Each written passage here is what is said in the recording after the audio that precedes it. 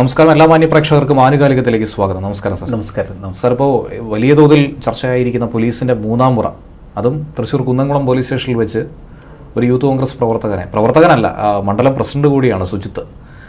അതിക്രൂരമായിട്ടുള്ള മർദ്ദനമാണ്. അതും പോലീസ് സ്റ്റേഷനിൽ CCTVക്ക് മുന്നിൽ വെച്ച് ഇങ്ങനെയാണ് മർദ്ദനമെങ്കിൽ എന്തായിരിക്കും ശരിക്കും ആ ചെറുപ്പക്കാരൻ അനുഭവിച്ചിട്ടുള്ളത്? പ്രത്യേകിച്ച് ഇന്ന് സുപ്രീം കോടതിയിൽ ഒരു സുപ്രധാന വിധി കൂടി പുറത്തു വന്നിട്ടുണ്ട്. പോലീസ് സ്റ്റേഷനിലെ CCTV ക്യാമറകൾ പ്രവർത്തനക്ഷമമാക്കിയേ പറ്റൂ എന്ന് പറഞ്ഞുകൊണ്ട്. നമ്മൾ ആ സുജിത്ത് എന്ന് പറഞ്ഞ ഒരു യുവാവിൻ്റെ ഒരു ക്ഷേത്ര പൂജാരിയാണ്. അതെ, ക്ഷേത്ര പൂജാരി എന്ന് പറയുമ്പോൾ അയാളുടെ ഒരു പൊതു സ്വഭാവം പൊതുവെ നമുക്കറിയാം. പക്ഷേ സുജിത്തിനെ സംബന്ധിച്ച് സുജിത്ത് ഒരു പൊതുപ്രവർത്തകനാണ്. കോൺഗ്രസ് സജീവ കോൺഗ്രസ് പ്രവർത്തകനായിരുന്നു. യൂത്ത് കോൺഗ്രസിൻ്റെ ആ മണ്ഡലം പ്രസിഡന്റാണ്. അതെ. സ്ഥലത്തെ ഒരു 3 യുവാക്കളുമായി ബന്ധപ്പെട്ട ഒരു പ്രശ്നത്തിൽ സുജിത്ത് ഇടപെടുന്നു. സുജിത്തിൻ്റെ സുഹൃത്തുക്കളാണ് ആ യുവാക്കൾ. അവിടെ ഒരു പൂരത്തോടനുബന്ധിച്ച് ചില യുവാക്കൾ ചേർന്ന് മദ്യപിക്കുന്നുവെന്ന് പോലീസിനാരോ ഒരു മെസ്സേജ് കൊടുക്കുന്നു. പോലീസ് അന്വേഷിച്ചെത്തി എന്നതാണ് അവർ പിന്നീട് ക്രിയേറ്റ് ചെയ്ത കഥ. ചിലപ്പോൾ അവർ അതുവഴി പാസ് ചെയ്യുമ്പോൾ 3 യുവാക്കൾ മൊബൈൽ ഫോണിൽ ഈ പൂരത്തിൻ്റെ ദൃശ്യങ്ങൾ ഇവർ 3 പേരും കൂടി ഒരു മൊബൈൽ ഫോണിലേക്ക് നോക്കി ചിരിച്ച് രസിച്ച് റോഡിൻ്റെ വക്കിൽ നിൽക്കുന്നു. അപ്പോൾ ഇവരുടെ സന്തോഷം, ഈ യുവാക്കളുടെ സന്തോഷം, അത് പെട്ടെന്ന് തന്നെ ഈ SI ഒന്ന് പ്രകോപിപ്പിച്ചു.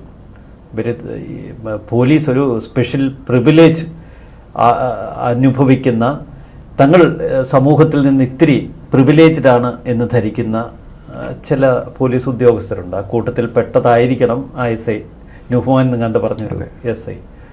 അയാൾ പെട്ടെന്ന് ഇവരെ കണ്ട് ഇറങ്ങിച്ചെന്ന് അവരെ പോലീസ് ശൈലിയിൽ, ഈ സുജിത്തിൻ്റെ ഇടിക്കുന്ന ഇടി നമ്മൾ കണ്ടതാണല്ലോ, അപ്പോൾ ആ ശബ്ദവും നമുക്ക് കേൾക്കാം. അപ്പോൾ പിന്നെ ഇയാൾ എത്രമാത്രം മാന്യമായിട്ടായിരിക്കും ആ യുവാക്കളെ ഡീൽ ചെയ്തത് എന്ന് നമുക്ക് ഊഹിക്കാവുന്നതേ ഉള്ളൂ. ചെന്ന് പോലീസ് മുറിയിൽ തന്നെ യുവാക്കളെ ചോദ്യം ചെയ്യുന്നു, വിരട്ടുന്നു. ഒരു പൊതുപ്രവർത്തകനായ സുജിത്ത് വീടിന് മുന്നിൽ എന്തോ ശബ്ദം കേട്ട് പുറത്തേക്ക് ഇറങ്ങി വന്ന് നോക്കുമ്പോൾ പോലീസ് തൻ്റെ സുഹൃത്തുക്കളായ 3 പേരെ വിരട്ടുന്നു. ഇയാളൊരു യൂത്ത് കോൺഗ്രസ് മണ്ഡലം പ്രസിഡന്റാണ്, പൊതുപ്രവർത്തകനാണ്. അതുകൊണ്ട് തന്നെ എന്താ പ്രശ്നമെന്ന് പോലീസിനോട് ഇന്ന് ചോദിച്ചു. അപ്പോൾ നമ്മളെക്കാൾ വലിയ ഏമാൻ ഇവിടെയോ? പോലീസിന് ചൊറിഞ്ഞു. ആ ചൊറിച്ചിൽ വല്ലാതങ്ങ് അവർ തീർത്തു. ഇതിന് പിന്നിൽ ഒട്ടനവധി കാര്യങ്ങൾ നമ്മൾ ശ്രദ്ധിക്കേണ്ടതുണ്ട്. സുജിത്ത് എന്ന ചെറുപ്പക്കാരനെ അതിക്രൂരമായി മർദ്ദിക്കുന്ന ഏറ്റവും ഭയാനകമായ വിഷ്വൽസാണ് നമ്മൾ കണ്ടത്. ഇതിനേക്കാൾ ക്രൂരമായ എത്രയെത്ര മർദ്ദനങ്ങൾ കേരളത്തിൻ്റെ പോലീസ് സ്റ്റേഷനുകളിൽ, ഇടിമുറികളിൽ നടക്കുന്നു. സുജിത്ത് അത്ര നിസ്സാരക്കാരനല്ല. അയാളൊരു പൊതുപ്രവർത്തകനാണ്. 3 യുവാക്കളെ പോലീസ് അന്യായമായി ഭയപ്പെടുത്താൻ ശ്രമിക്കുമ്പോൾ ചെന്ന് ചോദിക്കാനുള്ള തൻ്റെ ഇടമുള്ള ഒരാളാണ്. അപ്പം സുജിത്തിനെ പോലൊരു യുവാവിനെ ഇത്രമാത്രം ക്രൂരമായി ഈ പോലീസിന് വേട്ടയാടാമെങ്കിൽ ഇത്ര ആർജവം ഇല്ലാത്ത വെറും പാവങ്ങളായ എത്രയെത്ര മനുഷ്യരെ നിഷ്ഠൂരം ഇവനെ പോലെയുള്ളവർ വേട്ടയാടിയിട്ടുണ്ട്. ഇവർക്ക് പോലീസ് അസോസിയേഷൻ്റെ പിൻബലമുണ്ട്. അസോസിയേഷൻ കാരണം സഹപ്രവർത്തകരാണ്.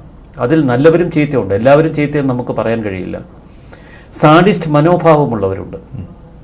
പക്ഷെ ഇവിടെ നമ്മളെ ഏറ്റവും അധികം നടുക്കി കളയുന്നത് ആ SIയുടെ ക്രൂരത മാത്രമല്ല, SIയുടെ ഒരു പൈശാചിക ഭാവം അയാളുടെ മുഖത്ത് നമുക്ക് കാണാം. അങ്ങേയറ്റ ക്രിമിനലാണ് ആ SI. പക്ഷേ അയാൾക്കൊപ്പം ചേരുന്ന 5 പോലീസുകാർ, എൻ്റയർ പോലീസ് ടീം, SIയെ സന്തോഷിപ്പിക്കാനാവാം, പക്ഷെ അവരൊക്കെ ഒരു ക്രിമിനൽ കൂട്ടമായി മാറുകയാണ്. ക്രിമിനലുകളെ നിലയ്ക്ക് നിർത്തേണ്ട, സാധാരണക്കാർക്ക് നീതി കൊടുക്കേണ്ട പോലീസ് അവർ തന്നെ ക്രിമിനലുകളായി മാറുന്നു. നമ്മുടെ സുകുമാർ അഴീക്കോടിനൊരു പ്രശസ്തമായൊരു വാചകമുണ്ട്, അവസാനത്തെ കാവൽക്കാരനും കുറ്റവാളിയായാൽ പിന്നെ ആര് കാവൽ നിൽക്കുമെന്നൊരു ചോദ്യം. സമാനമാണ്. അത് നമ്മൾ ആ വിഷ്വലിലേക്കൊന്ന് വരണം.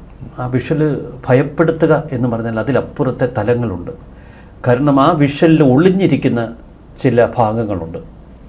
നമ്മൾ ആ CCTV ദൃശ്യങ്ങളിലൂടെ പോകുമ്പോൾ നമ്മുടെ മനസ്സ് എത്രമാത്രം വേദനിക്കും, പിടയ്ക്കും. അതിനേക്കാൾ ഭയാനകമായ ചില സത്യങ്ങൾ ആ വിഷ്വലിൽ ഒളിച്ചിരിപ്പുണ്ട്. ഈ യുവാവിനെ പോലീസ് സ്റ്റേഷനിലേക്ക് കൊണ്ടുവന്നിറക്കുന്ന ദൃശ്യങ്ങളാണ് CCTVയുടെ ആദ്യ ഭാഗത്ത്. നമുക്ക് കാണാം ബൈക്കിൽ ഡോറ് തുറക്കുന്ന ആ SIയുടെ ഒരു ധാർഷ്ട്യം. നിനക്കുള്ളത് ഇവിടെ വെച്ചിട്ടുണ്ട് എന്ന ഭാവമാണ്. അവനെ വലിച്ച് താഴേക്ക് ഇറക്കുന്നു. താഴേക്ക് ഇറക്കുമ്പോൾ അവന് ഷഡ്ഡി മാത്രമേ ഉള്ളൂ, മുണ്ട് കയ്യിലൂരി പിടിച്ചിരിക്കുകയാണ്, ഷർട്ടില്ല.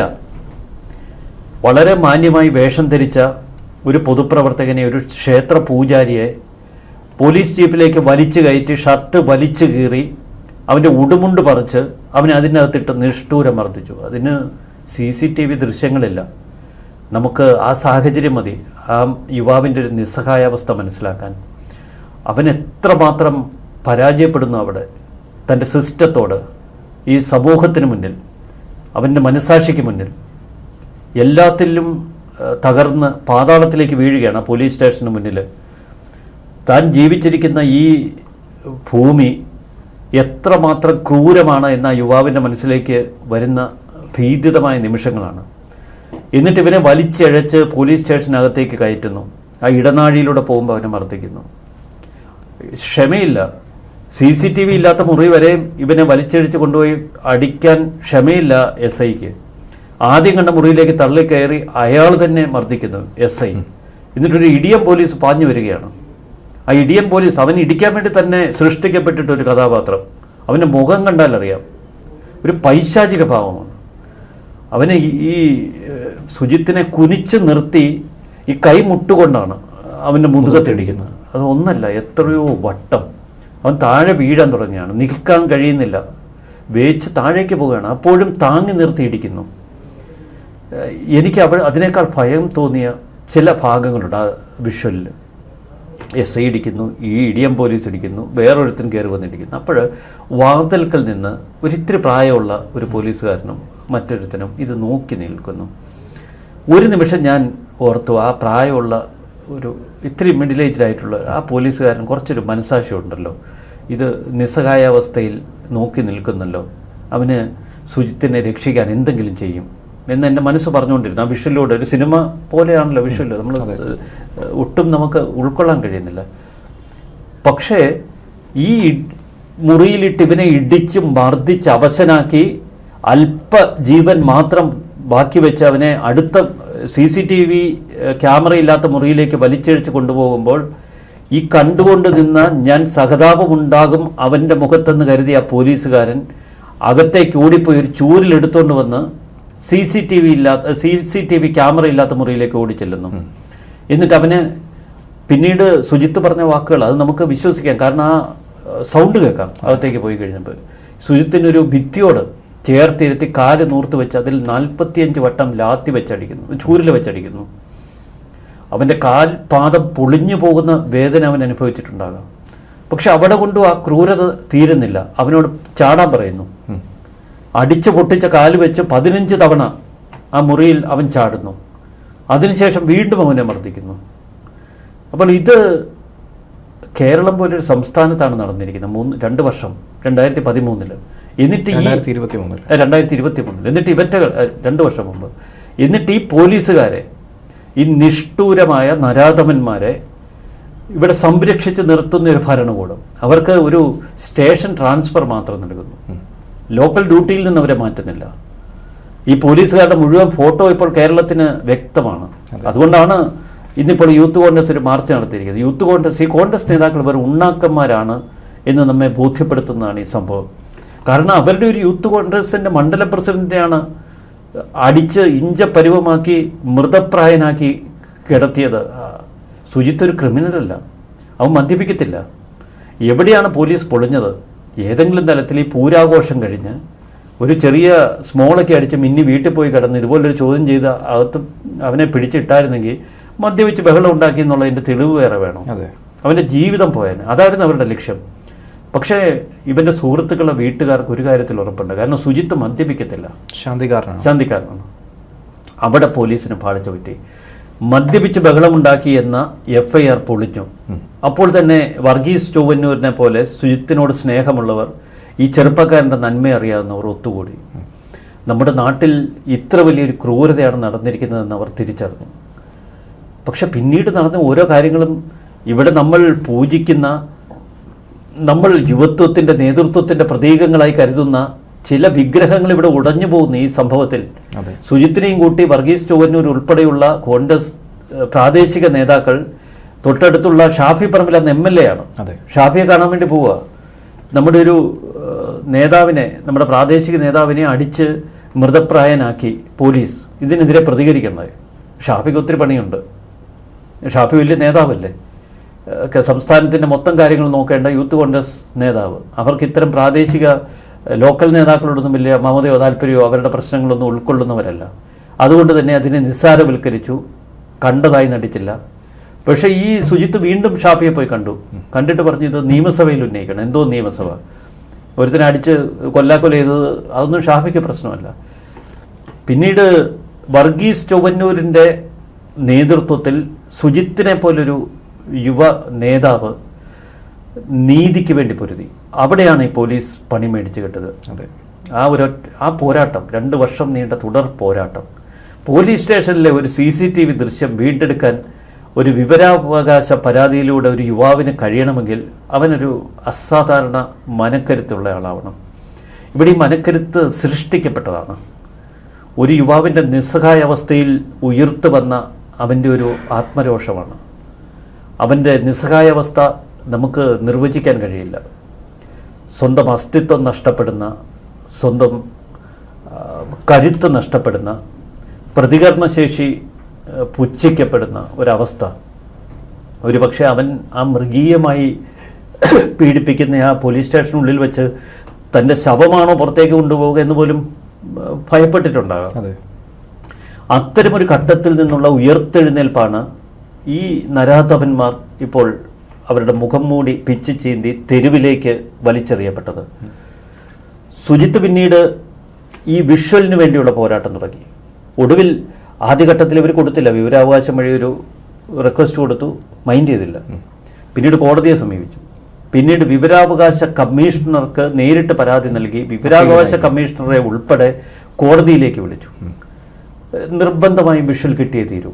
അവിടെ വെച്ച് ആ വിഷ്വൽ ഇല്ല എന്ന് പോലീസ് പറഞ്ഞിരുന്നെങ്കിൽ അത് വലിയ പ്രശ്നങ്ങൾ, കാരണം അതിനകം തന്നെ ഈ പോലീസുകാരെ ഭാഗ്യത്തിന് ട്രാൻസ്ഫർ ചെയ്യപ്പെട്ടു.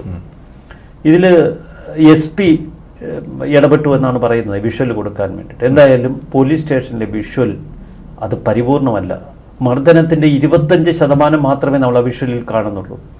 75% കൊടിയ പീഡനം നടന്നത് വിഷ്വലിൽ ഈ ക്യാമറകൾക്കപ്പുറത്താണ്. പക്ഷേ ഈ വിഷ്വൽ ഇവിടെയാണ് നമ്മൾ കാണേണ്ട ഏറ്റവും ഭയാനകമായ അവസ്ഥ. ഈ നിയമ പോരാട്ടത്തിലൂടെ വീണ്ടെടുത്ത വിഷ്വലുമായി ഈ സുജിത്തും വർഗീസ് ചൊവ്വന്നൂരും ഒക്കെ വീണ്ടും ഷാഫി പറമ്പിലിൻ്റെ അടുക്കലെത്തി.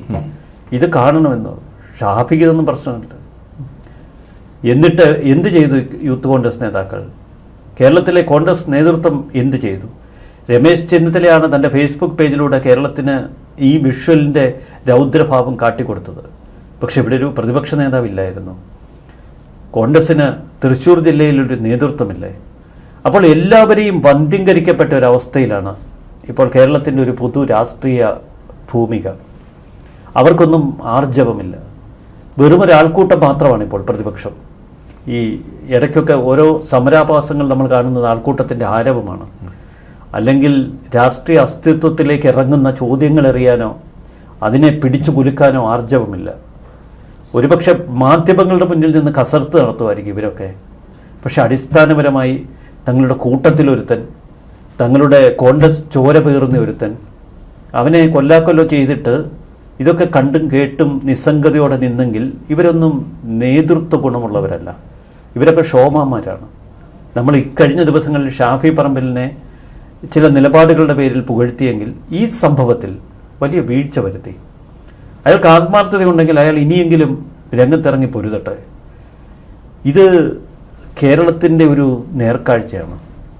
ഇവിടെ ആരെ വേണമെങ്കിലും മർദ്ദിക്കാം, എന്ത് വേണമെങ്കിലും ഇവിടെ ചെയ്യാം.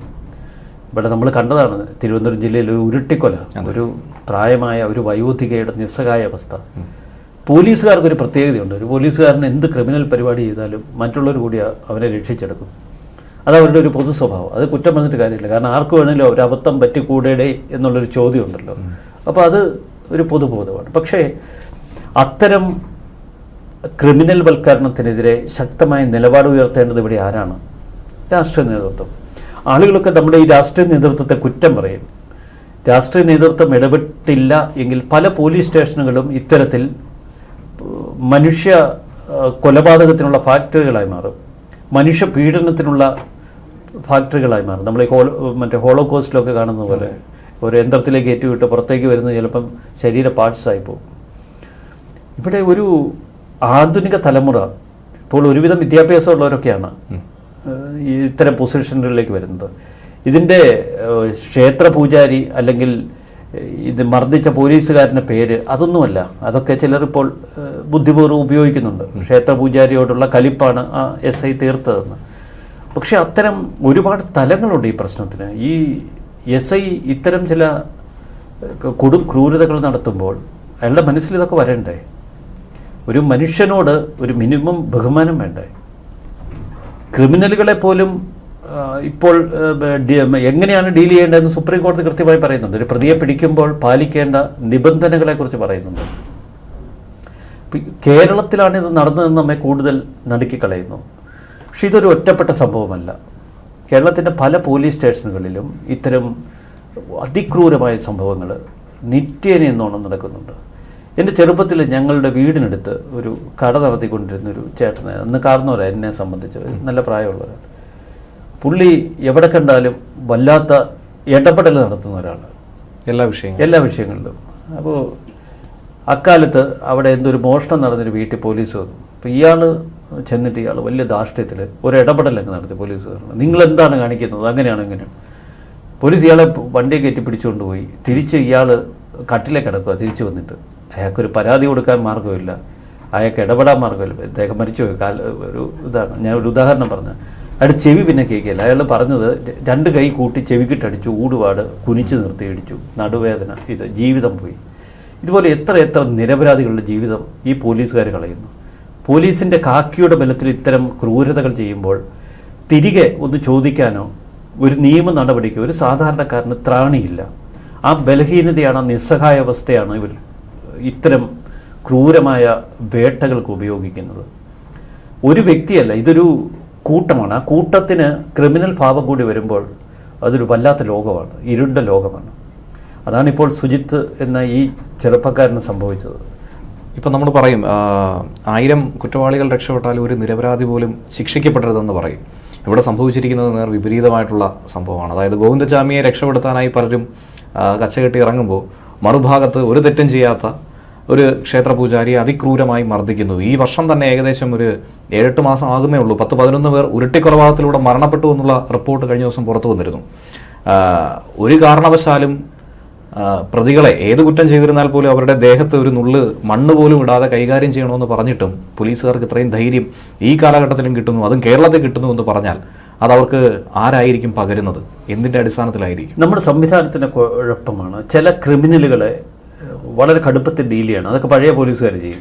എങ്കിലേ അവരുടെ ആ ക്രിമിനൽ രീതികൾ മാറും. പക്ഷേ ആധുനിക കാലഘട്ടത്തിൽ നമ്മൾ ഒരുപാട് പ്രത്യേകതകളുണ്ട്. മനുഷ്യനെ പണ്ടൊക്കെ അടിച്ച് ഭയപ്പെടുത്താം, ഇപ്പോൾ അതിന് മാർഗമില്ല. അപ്പോൾ കാലം മാറി, ഇപ്പോൾ നമ്മുടെ രീതികൾ മാറണം. എങ്ങനെയാണ് ചെന്നൈ നഗരം ഇപ്പോൾ വെടുപ്പാക്കിയത്?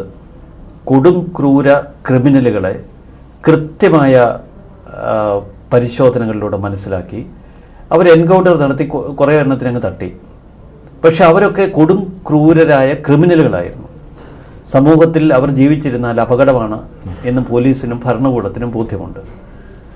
അവരൊക്കെ കൊല്ലപ്പെട്ടു. ഇത് നമ്മൾ ഉത്തർപ്രദേശിൽ കാണുന്നു, ചെന്നൈയിൽ കാണുന്നു, പല സ്ഥലങ്ങളിൽ കാണുന്നു. എന്നാൽ കേരളത്തിൽ ഇവിടെ ഈ അതിക്രൂരന്മാരായ ക്രിമിനലുകൾക്ക് സ്വൈരവിഹാരം നടത്താം. ഇവരൊക്കെ പോലീസ് ഏമാന്മാരുടെ വലിയ പിന്തുണയിൽ ഇവിടെ ആരെയും ഭയപ്പെടുത്തി ഓരോ പ്രദേശങ്ങളും അവരുടെ കീഴിലാക്കി ജീവിക്കുന്നു. അവിടെയുള്ള മണ്ണ് നികത്തൽ അല്ലെങ്കിൽ മണൽ കൊള്ള, ഇതെല്ലാം ഈ ക്രിമിനലുകളുടെ നേതൃത്വത്തിൽ നടക്കും. അവർ തിന്ന് കൊഴുത്ത് മറ്റുള്ളവരുടെ ചോര കുടിച്ച് ഇവിടെ വളരുന്നു. എന്നാൽ നിരപരാധികൾക്ക് ഇതൊന്നും ചോദിക്കാനുള്ള അവകാശമില്ല. ആരെങ്കിലും അവൻ്റെ പൊതുബോധം കൊണ്ട് ഇത്തരം ചോദ്യങ്ങൾ ഉയർത്തിയാൽ അവനെ ഇല്ലാതാക്കാനാണ് ഈ പോലീസുകാരുടെ ശ്രമം. അപ്പോൾ ഈ പോലീസ് മാഫിയ നെക്സസ് അതെല്ലാ കാലഘട്ടത്തേക്കാൾ കൂടുതലാണ് ഇപ്പോൾ കേരളത്തിൽ. എല്ലാ തലങ്ങളിലും അത് കൂടുതലാണ്. കഴിഞ്ഞ ദിവസം ഒരു മാധ്യമ പ്രവർത്തകനെ തൊടുപുഴയിൽ വെച്ച് നമ്മുടെ ഷാജനെ അതിക്രൂരമായിട്ടല്ലേ മർദ്ദിച്ചത്. പക്ഷെ അതൊക്കെ പിന്നീട് പോലീസിൻ്റെ ഒക്കെ ഇടപെടൽ നമ്മൾ കണ്ടതാണ്. പ്രതികൾക്ക് ജാമ്യം വരെ കിട്ടി. എന്നാൽ ക്രിമിനലുകൾ സംരക്ഷിക്കപ്പെടുന്ന, സാധാരണക്കാർ പീഡിപ്പിക്കപ്പെടുന്ന വല്ലാത്തൊരു ലോകത്തിലാണ് നമ്മളിപ്പോൾ ജീവിക്കുന്നത്. അതാണ് നമ്മെ കൂടുതൽ ഭയപ്പെടുത്തുന്നത്. നമ്മുടെ നാട്ടിലിപ്പം എന്തെങ്കിലും സാധനം കൊണ്ടുവരുന്നു, ഒരു യൂണിയൻകാരോട് എതിരിട്ട് സംസാരിക്കാൻ എത്ര പേർക്ക് കരുത്തുണ്ട്. ആ യൂണിയൻകാർ കയറി 2 അടി കൊടുത്താൽ ഒരു പോലീസ് സ്റ്റേഷനിൽ ചെന്നാൽ അവർ കേസെടുക്കുമോ? കാരണം അവർക്കാണ് അവിടെ സ്വാധീനം കൂടുതൽ. കാരണം അവർ രാഷ്ട്രീയ കക്ഷിയുടെ പിണിയാളുകളാണ്.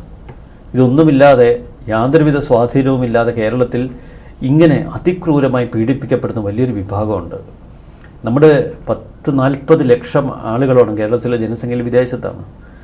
വിദേശത്ത് നിന്ന് അവർ നാട്ടിൽ വല്ലപ്പോഴൊക്കെ വരുന്നത് ഭയപ്പെട്ടിട്ടാണ്. എന്നിട്ട് അവരെ ഫുള്ള് ചൂഷണം ചെയ്യുകയാണ് ചുറ്റുമുള്ള ഈ മാഫിയ പോലീസ് സംവിധാനങ്ങൾ. വീട്ടിൽ എന്തെങ്കിലും ഒരു കേസോ ഇതോ പ്രശ്നങ്ങളോ, എന്തിനാ ഒരു വണ്ടി എവിടെയെങ്കിലും പോയി ഒന്ന് പോറിയാൽ മാത്രം മതി, ഇവരെയൊക്കെ പിഴിഞ്ഞ് കൊള്ളക്കാരെ പോലെയാണ് ഈ സംഘം പ്രവർത്തിക്കുന്നത്. ഒരിക്കലുമില്ലാത്ത തലത്തിൽ കേരളം അതമ്പതിച്ച കാഴ്ച. ഇതൊരു ഭയാനകമായ ഉദ്യോഗസ്ഥ മാഫിയ നെക്സസ്. അതിൽ ഒരു ധാർമ്മികതയുടെ എലമെൻ്റ് പോലുമില്ല. ഇതിനെ ചോദ്യം ചെയ്യാൻ ഒരു രാഷ്ട്രീയ കക്ഷിക്ക് ത്രാണിയില്ല. ഷാഫി പറമ്പലിന് ത്രാണിയില്ല. കോൺഗ്രസ് എന്ന പ്രസ്ഥാനത്തിന് ത്രാണിയില്ല. അപ്പോൾ ഇവിടെ എന്തു നടക്കുമല്ലോ? എന്ത് പ്രതിപക്ഷം? ഈ ചോദ്യം കൂടുതൽ ശക്തിയോടെ കേരളത്തിൽ ഉയരണം. ഇതൊരു വല്ലാത്ത വിഷയമാണ്. തീർച്ചയായിട്ടും 100-ൽ 1 വിഷയം മാത്രമാണ് ഈ സുജിത്തിനെ പോലുള്ളത് പുറത്തു വരുന്നത്. മറ്റുള്ളതൊക്കെ തന്നെ നിരന്തരം നടന്നുകൊണ്ടിരിക്കുന്നു, നമുക്കിടയിൽ തന്നെയുണ്ട്, നമുക്കറിയാവുന്നതുമായിട്ടുണ്ട്. ഇതിന് ശക്തമായൊരു കടിഞ്ഞാണിട്ടില്ല എങ്കിൽ വലിയ വിപത്ത് തന്നെയായിരിക്കും നമ്മുടെ സമൂഹത്തിന് ഉണ്ടാവുക എന്ന കാര്യത്തിൽ സംശയമില്ല. ഉണ്ടാകുമെന്ന് മാത്രം പ്രതീക്ഷിക്കാം. നന്ദി, നമസ്കാരം.